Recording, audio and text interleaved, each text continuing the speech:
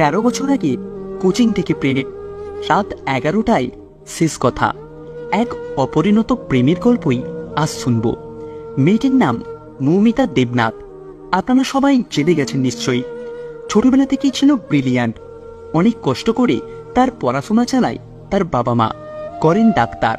13 বছর আগে দমদমের একটা কোচিংয়ে প্রথম দেখা এক যুবকের সাথে। উচ্চ মাধ্যমিক পাস করে মেডিকেল জয়েন্টে বসেছিলেন দুজনে।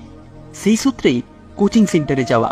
সেখান থেকেই প্রেম পানিহাটির মেয়ে আর ব্যারাকপুরের পলতার বাসিন্দা যুবকের। সবকিছু ঠিকই চলছিল। সেই রাতেও নাইট ডিউটিতে ছিলেন মৌমিতার প্রেমিক ডাক্তার। ঘটনার দিনে 11টা নাগাদ শেষ কথা হয়। তখনও সে বুঝতে পারেনি এটাই তাদের শেষ কথা। ডিউটিতে ছিল বলে বেশি কথা বলার সময় হয়নি। পরে ফোনে চেষ্টা করেও পায়নি মৌমিতাকে। মেসেজ করে, তবুও রিপ্লাই করেনি সে।